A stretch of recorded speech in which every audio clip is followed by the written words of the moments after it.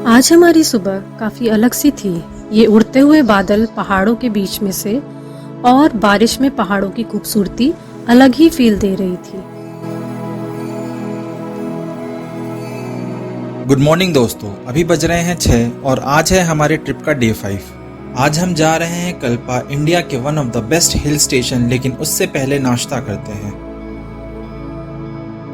थोड़ा इंतजार करने के बाद हमारा नाश्ता आ गया और जब तक हम नाश्ता करते हैं आप इन उड़ते बादलों को देखिए।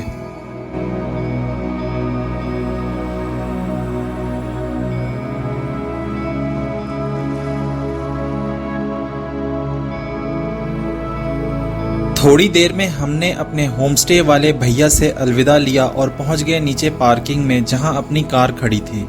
पिछली वीडियो में हमने आपको स्टार्टिंग पॉइंट नहीं दिखाया था। ये रास्ता आपको वहां से, वो पेड़ है, इस पेड़ के बगल से रास्ता जाता है ऊपर को।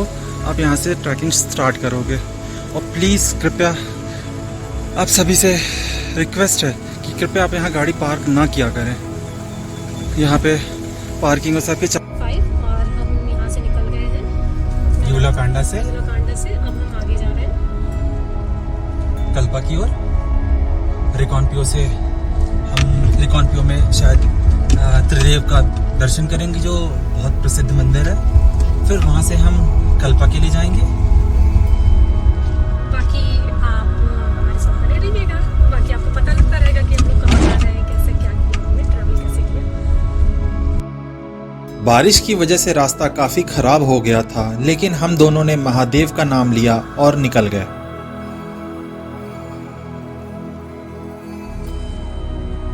और हमने क्रॉस कर लिया है यूला गांव की सीमा। एंड रिक्वेस्ट टू एवरीवन कि अगर आपको पहाड़ों में गाड़ी चलाना नहीं आता तो आप पब्लिक ट्रांसपोर्ट से ही ट्रैवल करें।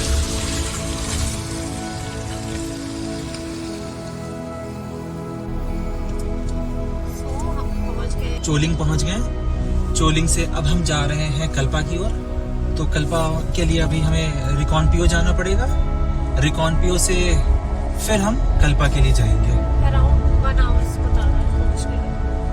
अब देखते कितना लगता है, क्योंकि गूगल ने हमें अभी तक 3 दिन में जो बताया है वो तो नहीं हुआ है। चोलिंग से रिकॉनपियो की डिस्टेंस 28 किलोमीटर्स है और वहां से कल्पा 10 किलोमीटर्स के अराउंड। यहाँ पर रास्ते थोड़े खराब मिलेंगे तो संभल कर गाड़ी चलाएं, बट आप सब देख सकते हैं कि बारिश में पहाड़ और कितने खूबसूरत लग रहे हैं।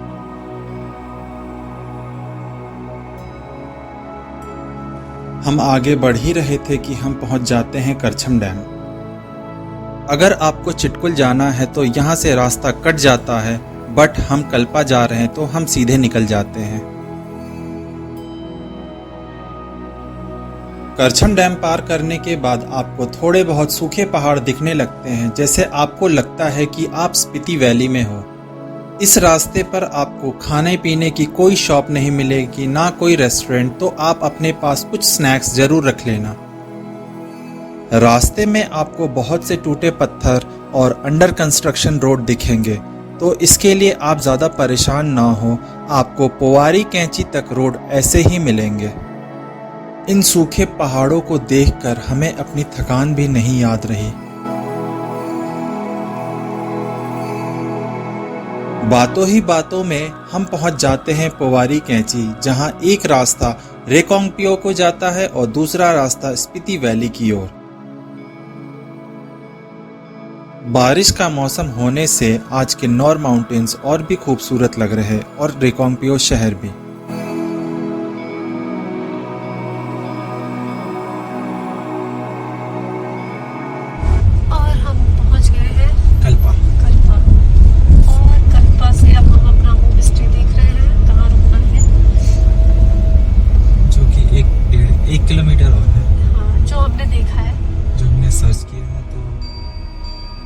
जाके पता लगेगा वो कैसा है, फोटोज और रियलिटी में अंतर हो जाता है।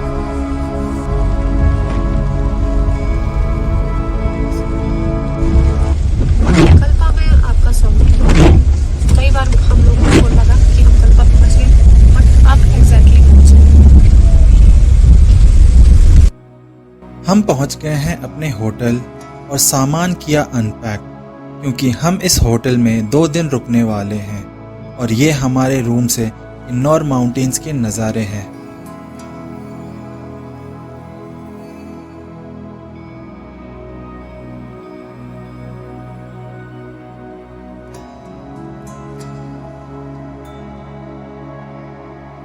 चेक इन करते टाइम ही हमने नाश्ता ऑर्डर कर दिया था, तो नाश्ता करके हम निकल जाते हैं कल्पा को एक्सप्लोर करने। कल्पा हिमाचल का वो छोटा सा शहर जो सिटीज़ की शोरगुल से बहुत महफूज है। इस शहर की खूबसूरती देखते बनती है।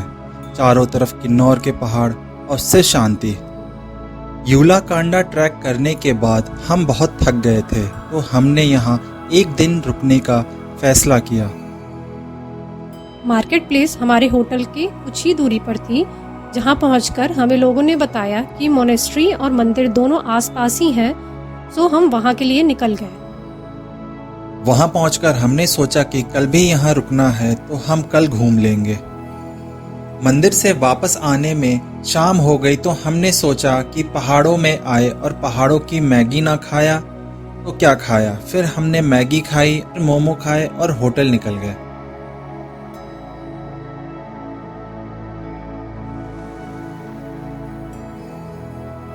आज हमारी जर्नी का डे 6 है और हम हैं कल्पा में। सुबह का नाश्ता करके हम निकल गए हैं सुसाइड पॉइंट के लिए। तो अभी हम निकल चुके हैं कल्पा में एक्सप्लोर करने के लिए। अभी हम जा रहे हैं सुसाइड पॉइंट और उसके बाद हम जाएंगे शिव जी के मंदिर। सो वेट एंड वॉच। मोनेस्ट्री से सुसाइड पॉइंट 4 किलोमीटर्स है और रास्ते बहुत सकरे, तो ध्यान से गाड़ी चलाएं। और किन्नौर के पहाड़ इतने खूबसूरत हैं कि आपके ध्यान भटका सकते हैं।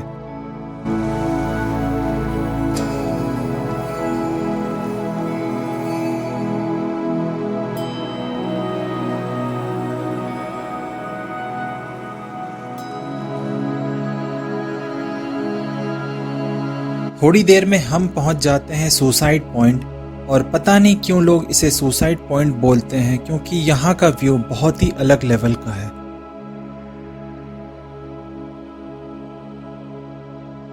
सुसाइड पॉइंट से किन्नौर के पहाड़ और भी खूबसूरत लग रहे थे, और वहाँ की ठंड हवाएं और उड़ते हुए बादल आंखों को और सुकून दे रहे थे।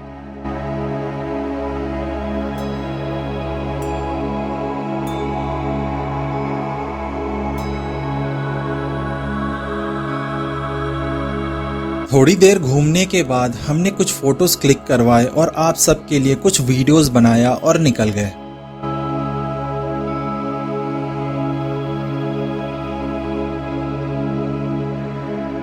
तो अभी हम निकल गए हैं सुसाइड पॉइंट से। अब हमें लग रहा है कि कुछ ज्यादा ही हाइप बनाया है, जो कल्पा का सबसे ज्यादा हाइप है। और कल्पा में आपको बहुत ही लिमिटेड कुछ देखने को मिलेगी, जैसे एक मोनेस्ट्री है और एक आपको मंदिर है त्रिदेव का। बस उसके सिवाय कल्पा में और कुछ नहीं है। और व्यूज हैं, तो व्यूज तो आप कहीं भी किसी भी पहाड़ पे जाओगे तो वहां आपको व्यूज जरूर मिलेंगे। Nothing else. ये हमारा अपना पर्सनल ओपिनियन है, सबका अलग अलग हो सकता है। मे भी उनको ये ज्यादा अच्छा लगे, लेकिन हमें ऐसा लगा क्योंकि हम लोग अभी काफी टाइम से हिमाचल में हैं, तो हमें ऐसा लग रहा है कि जितना बताया गया है, हाइप बनाई गई है, उतना कुछ है नहीं। बट हाँ, अच्छा है, शांत जगह है। अगर आप शांति से 1-2 दिन रहने आ रहे हैं तो अच्छा है। अदरवाइज आप ये सोच के आ रहे हैं जैसे शिमला वगैरह में माल रोड है, या फिर कोई ऐसी जगह है जैसे कि आप शाम में घूमने निकल जाए, तो ऐसा कुछ नहीं है। आप इत्मीनान से यहाँ पे शांति से रहना आ सकते हैं।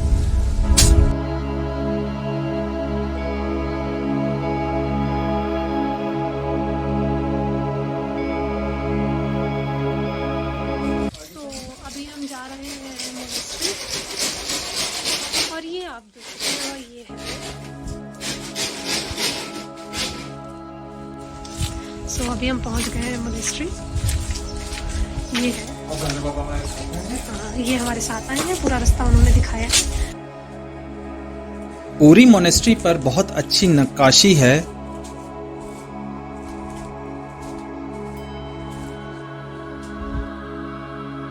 मोनेस्ट्री अभी बंद है क्योंकि लामा कहीं गए हुए हैं।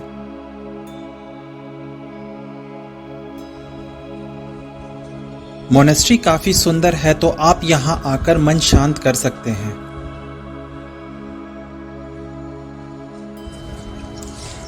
ये है मंदिर, ये जा रहे हैं।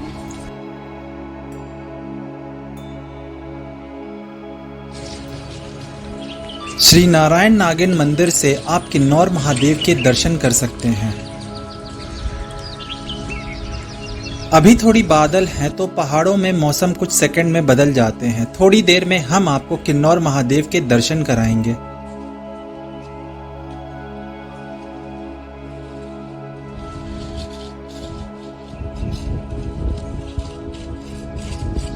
हमने आपके लिए कुछ टाइम लैप्स वीडियोस बनाए हैं ताकि आप किन्नौर के पहाड़ों की खूबसूरती देख सके और रेनबो ने हमारी खुशी और दोगुनी कर दी।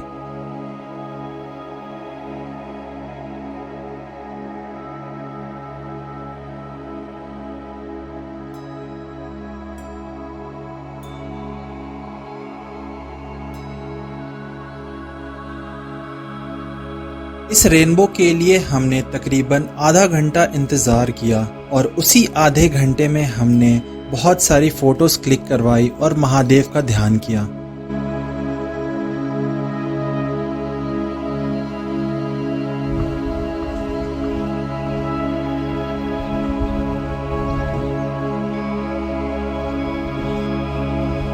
थोड़ी देर में बादल साफ हो जाते हैं और ये है हमारे किन्नौर महादेव।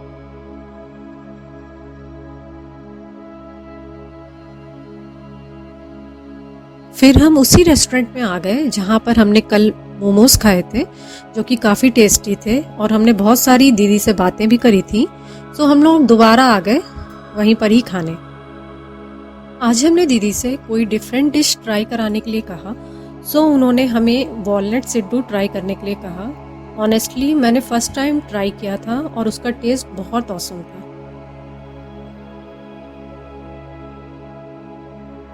काफ़ी शाम हो चुकी थी, सो हम अपने होटल आ गए रेस्ट करने के लिए।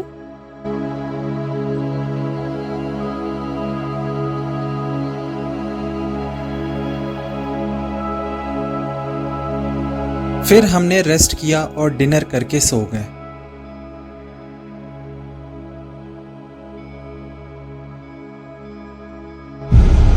ये है हमारा होटल जहाँ पे हम लोगों ने 2 दिन स्टे किया था, 2 नाइट स्टे किया था।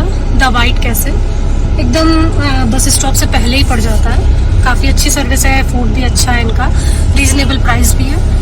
सो हम आपको इस होटल का डिस्क्रिप्शन वीडियो के लिंक में दे देंगे। हम निकल रहे हैं कल्पा से और कल्पा से अब हम आगे जा रहे हैं टाबू की ओर। if you like the video, please like and subscribe our channel.